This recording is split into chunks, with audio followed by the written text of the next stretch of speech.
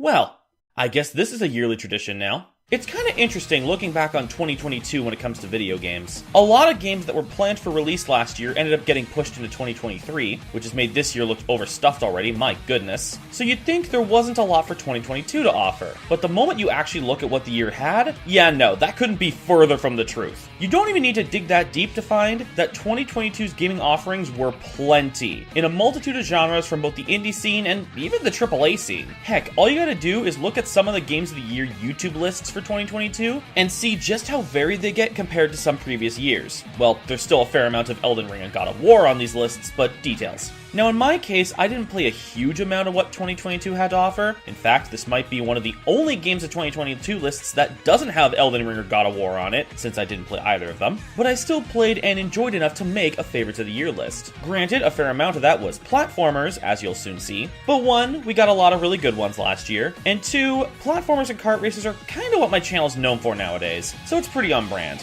And I didn't play many new kart racers last year, so that only really left me with one option. Though before we get started, I did want to quickly warn that there will be light spoiler talk all throughout. I will give a spoiler warning at the start of a segment if I go into deep spoilers though, just as a heads up. And for those watching the premiere of this who are unable to skip, I apologize. With all that said, let's get this rolling. These are my top 10 favorite games of 2022.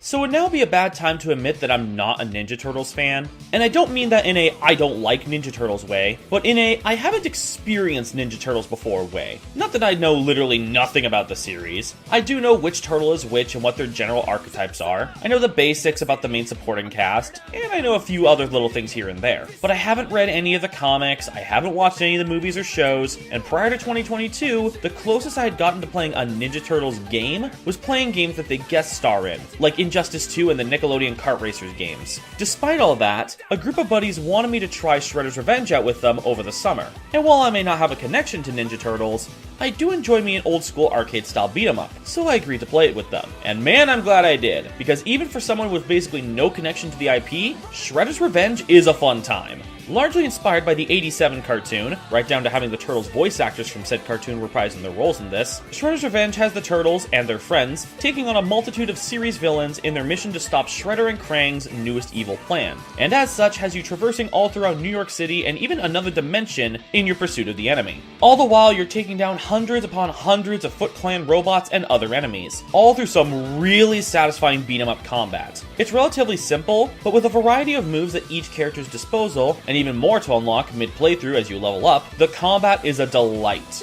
And while the campaign overall is on the shorter side, the game does throw in some curveballs here and there to keep things feeling fresh, particularly set-piece wise. But of course, the big selling point of this game is the co-op. And man, Shredder's Revenge is a blast with friends. For one, there are actually additional abilities that require your co-op partners to execute, so playing co-op gives you more to work with in that regard. But even beyond that, this is just one of those kind of games that's just made to be played with friends. My buddies and I played through the game all together in a single session, and we had a really fun time powering through Shredder's forces as a team. And to anyone curious, I played as Splinter for our playthrough, largely so I wouldn't blend in with the other turtles during gameplay. Not that it ended up making a big difference with how much is going on screen at one time, but the game smartly includes a button that allows you to quickly see where you are in the chaos. So those moments where I couldn't find my character were on the lesser side. And this is all on top of the game's fantastic sprite work and the amazing soundtrack, provided by the one and only T. Lopes alongside several guest musicians. Most notable for me in that regard, though, is that one of my favorite YouTube musicians, Johnny Atma, not only provided much of the soundtrack's guitar recordings, but even sings one of the game's best songs, Panic in the Sky. Point is, whether you've got a personal connection to the Ninja Turtles or not, Shredder's Revenge makes for a fun arcadey time, especially if you've got some friends to play along with. And if you are a Ninja Turtles fan, I imagine there's plenty of love letter elements all throughout. Heck, even with my minimal knowledge, I was able to catch on some pretty clever ones, like taking the iconic Big Apple 3 AM from Turtles in Time and now making a 3 PM variant.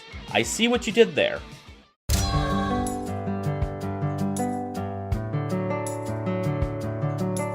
You know, it's at times like this that I'm happy that I decided to wait until January to put out this video. Sure, one could argue that having a Games of the Year video out for the end of December makes for a nice year wrap-up, but not only are my Decembers usually pretty busy as is, but if I did aim to get this video out for December, any last-minute game releases would have basically had no chance of being considered, and then a game like Little Gator Game wouldn't have made it onto this list. So yeah, glad I waited. Little Gator Game's a charming little experience, focusing on the endeavors of, well, a little gator, who used to play a big imaginary fantasy game with his older sister. But with her now in college and caught up in her assignments, she doesn't have that spare time she used to have. But, ever wanting to have those fun times again, Little Gator, whom I'm named Kremlin, I had Donkey Kong Country on the mind when starting up my playthrough, decides to play the imaginary fantasy game with his friends and hopefully make it look as fun as possible to convince his older sister to join. It's a simple premise, but the game does quite a lot with it, particularly in character relations. There were several points of the game where things hit a more personal note than I was expecting, especially with Lil Gator and his older sister. Being the youngest of my siblings, and having been through time-consuming post-secondary studies, I totally understand and relate to both of their perspectives, and it made the ending especially hit me pretty hard.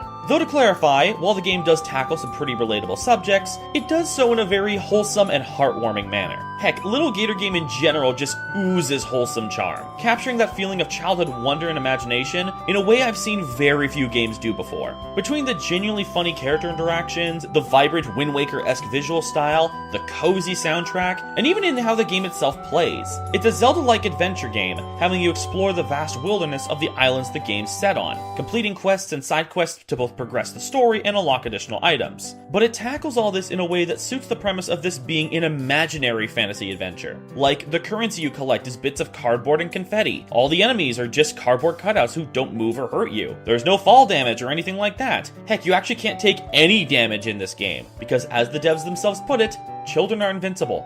As such, it's a much more cozy experience compared to Zelda, but with the vast size of the island and the various challenges and scenarios present, it's certainly not a boring experience. You'll find yourself floating up with a piece of bubble gum, or surfing around on one of those plastic gym class scooter boards, you know the ones, or gliding above the skies with a t-shirt, or my personal favorite, ragdolling. Yes, there's an item that allows you to go into ragdoll with the press of a button. It serves no functional purpose in the game, but it's also the best item in the game. Now, it is a pretty short experience. My playthrough took just over 3 hours, and it sounds like 100% of the game doesn't take much longer than that. But honestly, I don't think that's a bad thing. Especially with a game like this, it definitely could have felt like it overstayed its welcome if it went on for too long. So I think this length suits it well. Plus, with how many games out there nowadays are constantly demanding dozens to hundreds of hours, it's nice to play something that doesn't require ages worth of your time to get the full experience. In fact, I'm honestly finding that a lot more appealing nowadays, as you saw with the last entry, and as you'll see again with some later entries on this list. But yeah, if you're in the mood for a cozy adventure that's short, funny, and heartwarming, Little Gator Game is a great choice for that kind of experience.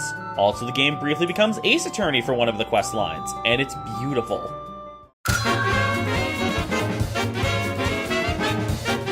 To be honest, I debated for a while on whether I should consider this for the list or not. After all, this isn't a full new game. It's a DLC expansion for a game that came out back in 2017. But honestly, reflecting on everything new I played from 2022, this genuinely was one of my favorites of said gaming experiences. Plus, I did put Deltarune Chapter 2 on my Games of 2021 list, so I'm officially allowing myself one post-launch candidate per Game of the Year video.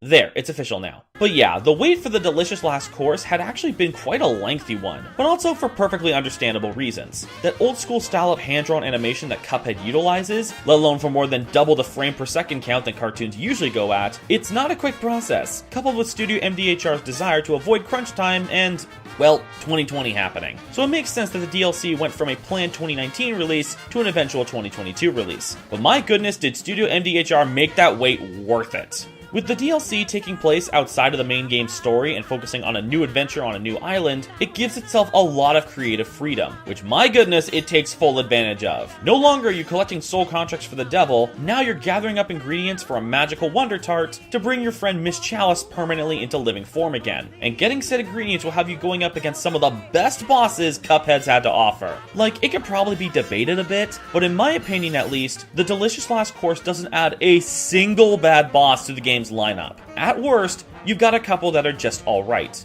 but the vast majority of them are great. Whether it be them embracing more of Cuphead's overall strengths, or finding unique ways to twist up the formula, or cleverly reviving previously cut concepts, or just going absolutely nuts with the ways the fights progress. Seriously, there's a reason I did that Cuphead bosses video after the DLC came out. There were just too many fantastic new fights that I wanted to gush about. But even beyond the stellar boss fights, the Delicious Last Course adds quite a bit to the overall Cuphead experience. With several new weapons and charms, the Converge and Crack Shot have become my go-to weapons for the game now, and especially with the inclusion of Miss Chalice as a playable character, who I do actually prefer playing as over Cuphead and Mugman, even if her parry being a dash makes some parries from the main game harder to do. And this is all on top of Cuphead's already amazing animation now being heightened even further, with bosses like the Howling Aces and Chef Saltbaker being some of the best this game has to offer visually. And the music! I already gushed about this in the Cuphead bosses video, but the way the new pieces experiment in mixing in big band with other styles of music makes for an incredible soundtrack. I've made it no secret even before the DLC came out that I love Cuphead, but man, the Delicious Last Course seriously amplified that love. Whatever studio MDHR has planned next game-wise, whether that be a Cuphead 2 or something entirely different, I'm very excited to see what they have in store for us all next.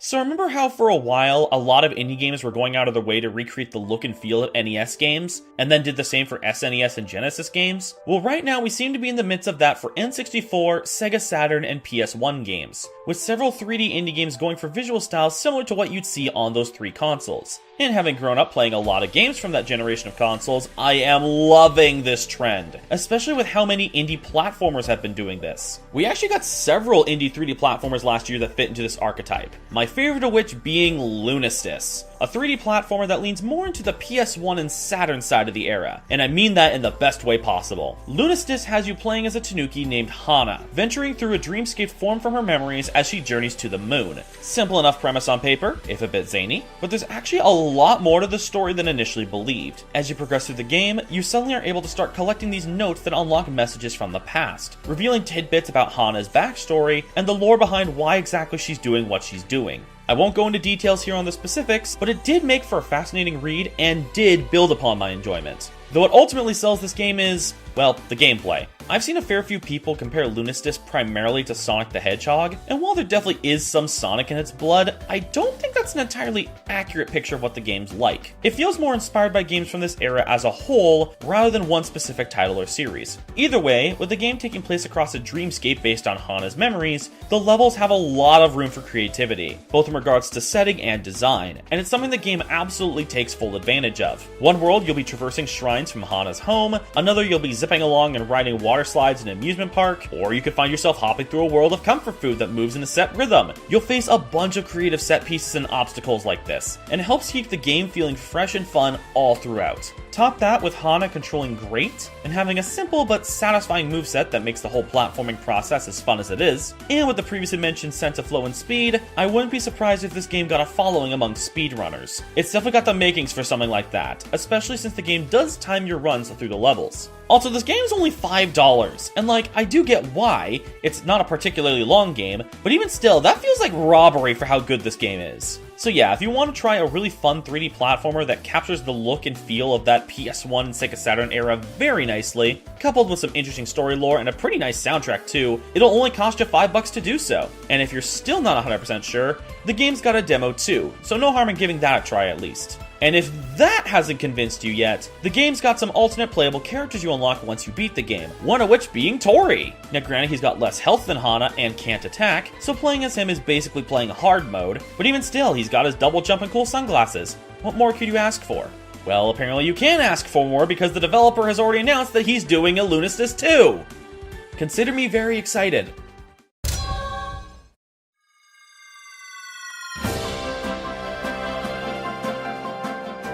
I'll fully admit that I haven't played a ton of Kirby games, especially in comparison to many others in the YouTube game reviewer circle, but thanks to the renaissance of sorts he had in the 2010s with games like Return to Dreamland, Triple Deluxe, and Planet Robobot, I have gradually been getting more into the series. Granted, yes, I'm still very much scratching the surface, but hey, it's a start. Because of my growing interest in Kirby though, the announcement of Kirby and the Forgotten Land had my attention right off the bat. I mean, first ever mainline Kirby game that was fully in 3D. That was a pretty big deal. Sure, it's been a long time coming, but regardless, here we are! It's honestly kind of crazy just how well Kirby nailed the jump to 3D on the first go, perfectly capturing that same feel of the previous mainline Kirby games on a Z-axis. But even not factoring in the "whoa, it's in 3D" aspect of the game, it's just a really solid game overall. For one, Forgotten Land probably has the greatest main collectible of any collectible-centric platformer I've ever played. Move aside, Power Stars, this game has you progressing by saving Waddle Dees. But beyond that, the ways Forgotten Land changed up the formula I found quite enjoyable. For example, I really liked the upgradable copy abilities. I felt it was a nice way to make up for the smaller lineup of copy abilities, and the ways each new form changed things up so much from one another that it didn't always feel like an outright replacement of the last was a good call.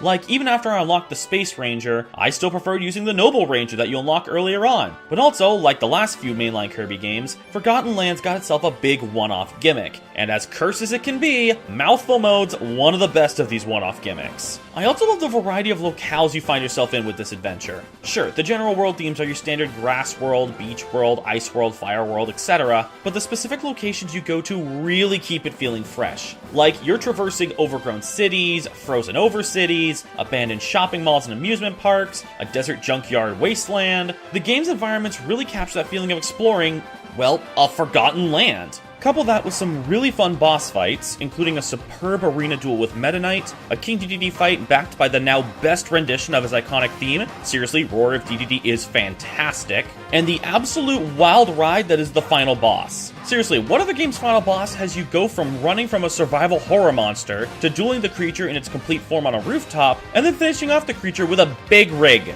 Kirby final bosses in general in the past decade or so have gradually gotten pretty crazy and memorable, and Fecto Elphalus is certainly no exception to that. And while I haven't done the post-game content yet, I have seen and heard that it does add to the game's mix of craziness and fun. But even from just playing the main game, I've had a superb time with Forgotten Land, and it's left me curious and excited for where HAL Labs will be taking the series in the future.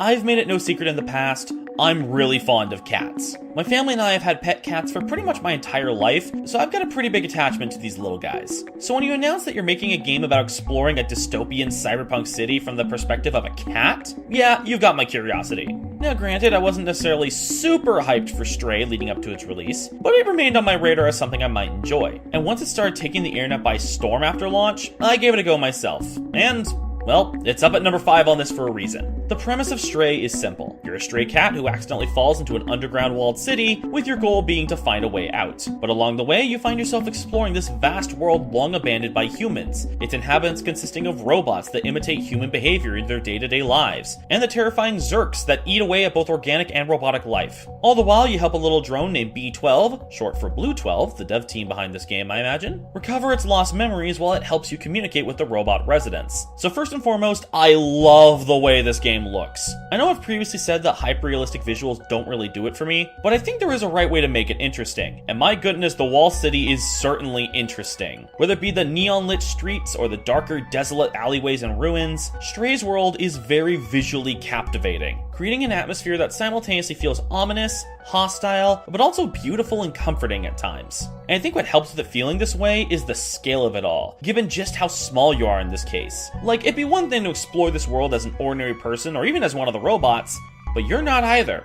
You're a cat. And that's where the gameplay hook comes in. As a cat, you're exploring this world in ways you'd never be able to as someone human-sized, and the game really takes full advantage of that with its level and puzzle design. Heck, the developers clearly understood cats to a great degree. For example, you can't just jump willy-nilly like most other games. Every jump made is deliberate, and as such can only be done when prompted. I like this, it feels very in nature with how cats are. There's also designated areas for clawing, which seems like just a fun little cat thing, but this mechanically actually becomes useful for solving puzzles throughout. There's also a dedicated meow button, which you can even use during cutscenes. This game is perfect. Now, this may all sound like this is just a casual cat simulator, but it's actually a linear story-driven adventure game. You're going to be getting involved in the lives of these robots, helping them through their troubles while they help you get closer to leaving the walled city. You're going to be collecting items and showing them to the city's residents to help you progress forward. You're going to be going to various parts of this dystopian world on your journey. And above all else, you're going to deal with lots of Zurks. Even when you enter the Zerk nest with the means to destroy them, it was still really unnerving. There's even stealth sections that I didn't outright dislike, and I usually really dislike how stealth sections in non-stealth games are handled. Like others on this list, Stray isn't a particularly long game, but I think its length is just right for the kind of experience it is, especially so for its more emotional moments later on to hit their mark pretty accurately. I had a feeling I was going to enjoy Stray, but little did I know just how much I was going to enjoy it. The one thing I personally would have liked out of it though, is a cat customizer that allowed you to make the cat look how you wish, so you could theoretically make the cat look like your own. Ah well, that's what PC mods are for.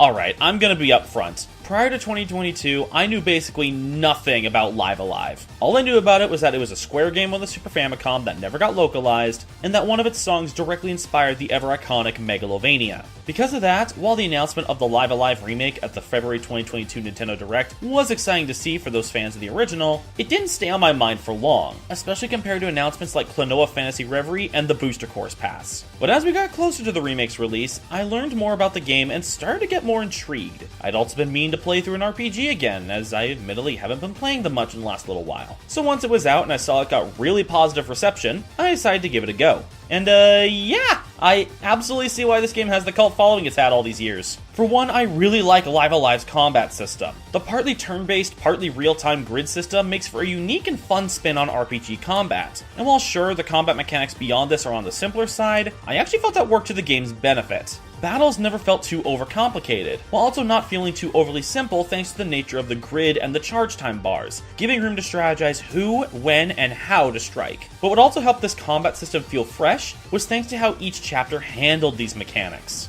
As many of you likely know, Live Alive's main hook is that, instead of one ongoing story, it separates itself into several mini-stories that take place across multiple time periods, with each chapter finding its own unique way to twist on the standard gameplay formula. One chapter will have you playing as a Wild West gunslinger who specializes in attacking from a distance, while another chapter will have you playing as a martial artist who learns the special attacks he's hit by. But the variation isn't limited to just battles, as each chapter overall finds its own way to stand out from the others. One chapter will have you playing as a psychic who's able to read the minds of every character he comes across, gaining further insight on their true feelings on a situation. One chapter has you stealthing through a heavily guarded fortress, while allowing you to either go full pacifist or full genocidal on the fortress's guards. One chapter will tell its story with no dialogue, using character emotions and body language to tell the story. The chapter with the martial artist consists entirely of one-on-one battles, serving as a giant Street Fighter homage. And on the flip side, one chapter has basically no battles, instead being almost entirely driven by the dialogue and puzzles. Now granted, the chapters do vary in quality, with some of its less good chapters being noticeably so. The Edo Japan chapter kind of sucked in my opinion. But the good definitely outweighs the bad here. And the good here is really good. And I won't go into the story reasons as to why this happens, but the way the game ties the various stories together is really well done, with that partly being the reason why the final chapter is my favorite in the game. Actually, to those curious, here are my personal rankings of the game's chapters. Also, Lei was my team leader for the final chapter, hence why she's representing it here. And that's all without mentioning the game's presentation. I am loving that Square Enix has been using its HD 2D engine so much these past few years, and Live Alive really benefits from this visual style. Like, my goodness, this game is utterly gorgeous at so many points. And the way the newer hardware is used to expand on concepts from the original. Like, the near future chapter's got a full-blown anime intro now. And don't even get me started on the music. The original Live Alive was the first of many Square games composed by the now legendary Yoko Shimomura, and she was brought back to orchestrate and arrange the soundtrack for the remake. And to no surprise, she and her team did a spectacular job. Special mention in going to, of course, the game's major boss theme, Megalomania. The original was already a great piece, but this redone version is just mwah! It's so good. All in all, I 100% see why there was so much hype behind the remake when it first got announced, because my goodness, Live Alive is amazing. Also, now that this 16-bit Square RPG that was directed by Takashi Tokita has gotten the super solid remake, might we see another 16-bit Square RPG that was directed by Takashi Tokita get the same treatment? Pretty please?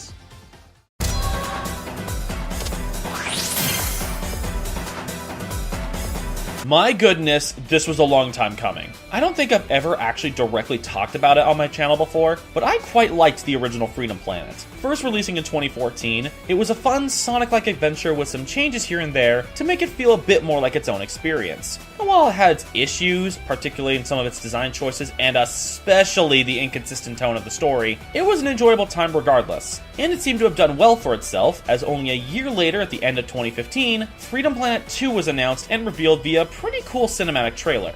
Now I want you all to take that in. Freedom Planet 2 was first revealed in 2015, and it came out last year.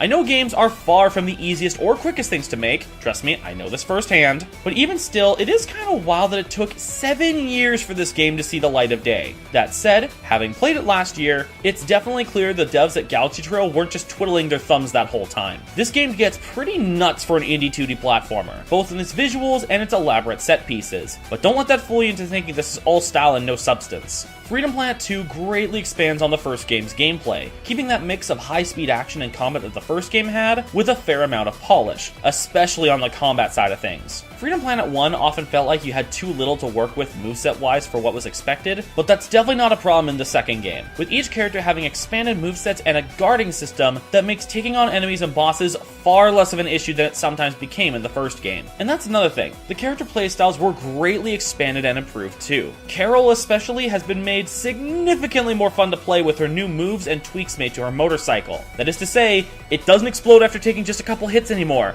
so you actually have a chance to enjoy using it. In fact, I honestly preferred playing as Carol over Lilac this time around, which was not a reality I was expecting. Like, let me put it this way, how many games do you know of that let you kick a motorcycle at a boss for the finishing blow? And like I mentioned earlier, the set pieces these levels have get insane, and many of them don't even get heavily reused. Each of the levels feels so distinct from one another as a result, and while not every level hits that same peak as the others, a majority of them do, and it's a high peak. Same applies with the boss fights in the game. Like, you do have some fairly standard bosses throughout, good, but standard, but man, some of these fights are absolute highlights, not just in the Freedom Planet series, but among 2D platformers in general. The rematch against Karazhan in the final world in particular is up there as one of my favorite bosses in games in general now. The set piece of the second phase especially was just spectacular. Also on that note, the story is much better this time too. For one, I really like the story arc structure it goes for, allowing you to tackle each set of storylines in the order you wish before they all come together. And on top of that,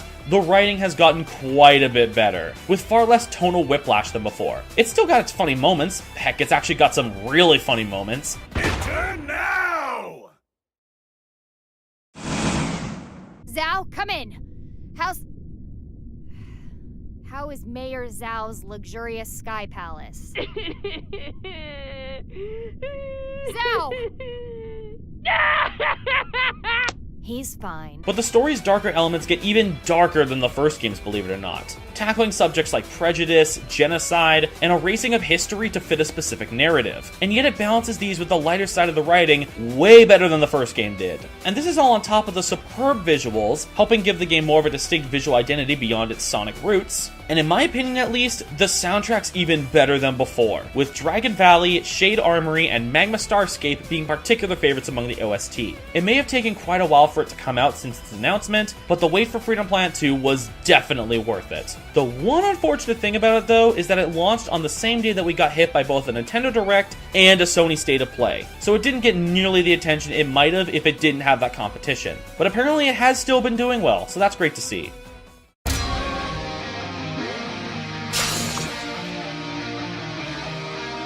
I can't remember the last time a game's taken me on this intense of an emotional roller coaster just in the lead up to its release. It felt like with every new bit of game footage or information that released about Sonic Frontiers before launch, my expectations for how it turned out would fluctuate from one side to the other. And by the time it finally came out, I had no idea if I was even gonna like it, or to what degree. Of course, it being this high on this list should give you a clear answer of what degree I end up liking it, but let me have this. Now, I'll fully admit, there's quite a few things I either don't like or just don't care for in Frontiers, even more so than a lot of the previous games on this list. The Pop-In, for example. It did get pretty distracting and even interfered with my ability to find where to start a platforming challenge on more than one occasion. Also, some enemies were kind of annoying to fight. I wasn't as fond of the parts of the game that locked you to 2D platforming, and how easily you could accidentally get forced into this with some of the island platforming challenges. Many of the cyberspace stages didn't really hook my interest. The Starfall Nights were kind of weirdly executed. The process of leveling up in bulk takes way too long, and the game's true final boss I felt was pretty underwhelming. Having said all that, I loved this game. because while it's definitely got its problems, what it does right, it does incredibly right. For one, I really liked the Starfall Islands themselves. For context, one of my favorite things to do as a kid in Sonic Adventure 1, the first Sonic game I ever played, was just running around the adventure hubs, Mystic Ruins especially. Not even to necessarily accomplish anything, just run around. And it was a blast. And for me, exploring the Starfall Islands took me right back to those days, but on a much bigger scale. Didn't matter if I was actually seeking out something specific or not, running around the Starfall Islands never ceased to be enjoyable for me. And that's without even factoring the things that you were able to do on the islands. Like, yeah, the platforming challenges that locked you to 2D I wasn't as fond of, but the platforming challenges as a whole I enjoyed doing. Same with many of the challenges that revealed more of the island map. Some were definitely better than others, but I overall liked doing them. Also, while yes, the cyberspace stage layouts were recycled from previous Sonic games, I actually really liked the ones based off Adventure 2 stages, both because I have Adventure 2 bias, and because it was cool to see how these stages were reimagined with modern Sonic mechanics. And biggest surprise of the game for me, I really got into the combat. Something about the combat always seemed off to me when watching it in trailers, but actually playing it, it felt really good. Sure, it's on the simplistic side, but may I remind you that Dust and Elysian Tail is my favorite game of all time. I don't mind a more simplistic combat system, so long as it still feels satisfying, which it definitely does in Frontier's case. Okay, actually on the note of combat, I gotta talk about these. The Titan fights were amazing! Sure, Supreme was just kinda there, but Giganto, Wyvern, and Knight were all fantastic. Oh, and their battle themes too! All of them have superb boss themes that perfectly capture the intensity and pure hype of fighting these beasts. And to anyone who may be wondering, Wyvern was my favorite boss in the game. Chasing it around the skies of Ares Island was just so good. Heck, it might actually be my favorite Sonic boss period now. Sorry Dark Gaia from the Wii version of Unleashed, you might have just lost your crown.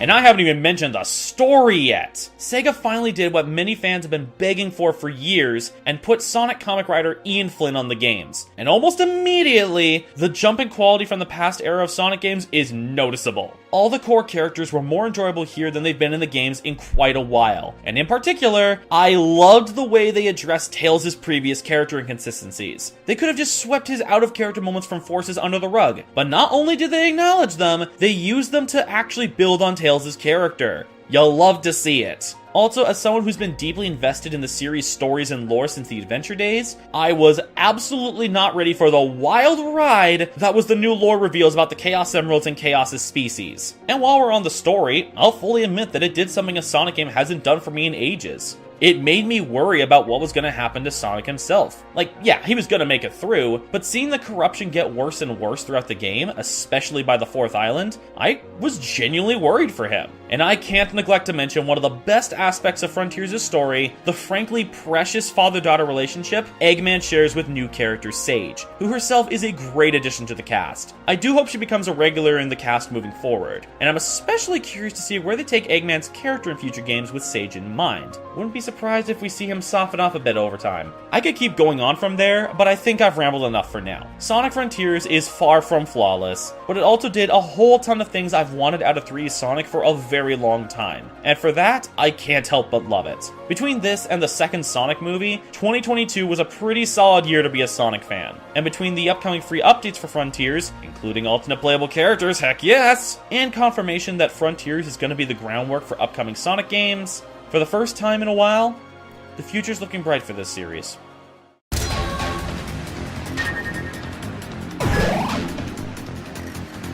I can't say I could have predicted that I'd spend much of 2022 with this series living rent-free in my head, but hey, sometimes that's just how things be. While I had heard good things about them beforehand, I was still pleasantly surprised by how much I enjoyed Spark the Electric Jester 1 and 2 when I played through them at the start of last year. And with a third game already being in development at that point, and with a demo no less, I was excited to see where it would end up going. Little did I know that it ended up launching just a few months later, and little did I know just how much I was going to love it.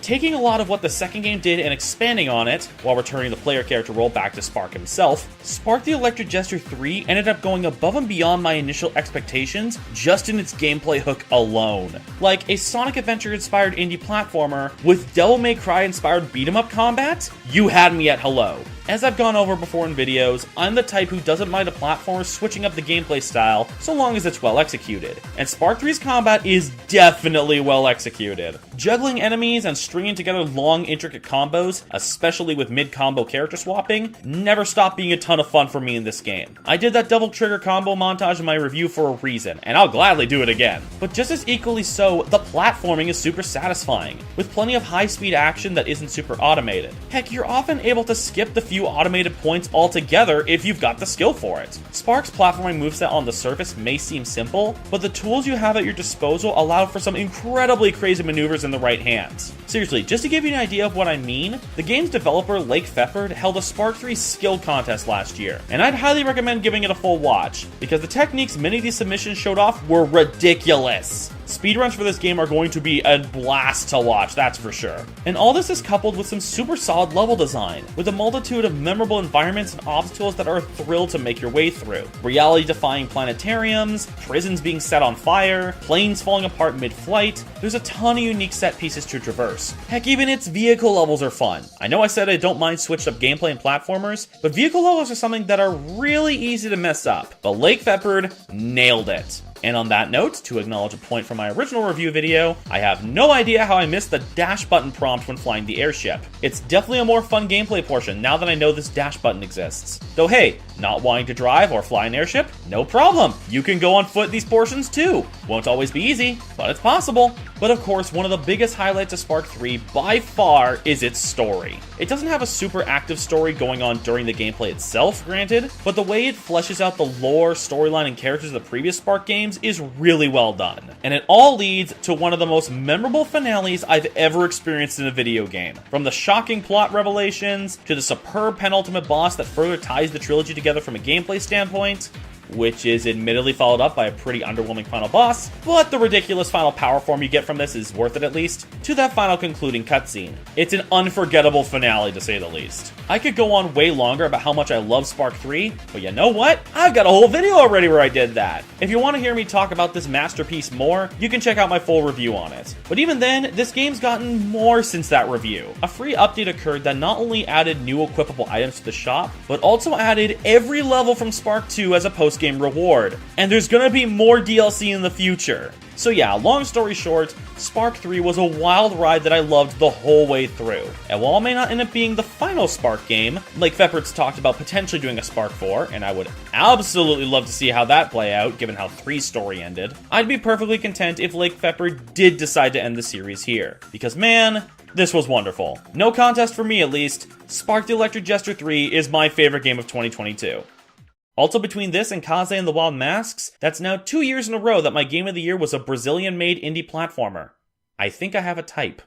And that brings us now to the end of this video. Like I said at the start, 2022 had a lot of really good games, and it's been fun reflecting on the ones I played and sharing those experiences with you all. But now, it's time to look forward to 2023. What sort of things do I have in store for the new year? Well, as it turns out, this video you're watching right now is the 49th episode of this main video series of mine. I mean, the next one will be the big episode 50. I think it'd be fun to do something special for the occasion, but we'll see what I end up going with. I don't currently have an idea set in stone for it though, so if you want to suggest something for that, I'm all ears. But with that said, I think it's about time to wrap this up. This has been BenjaMage, thank you all for watching, and until the next video, have a nice day everybody.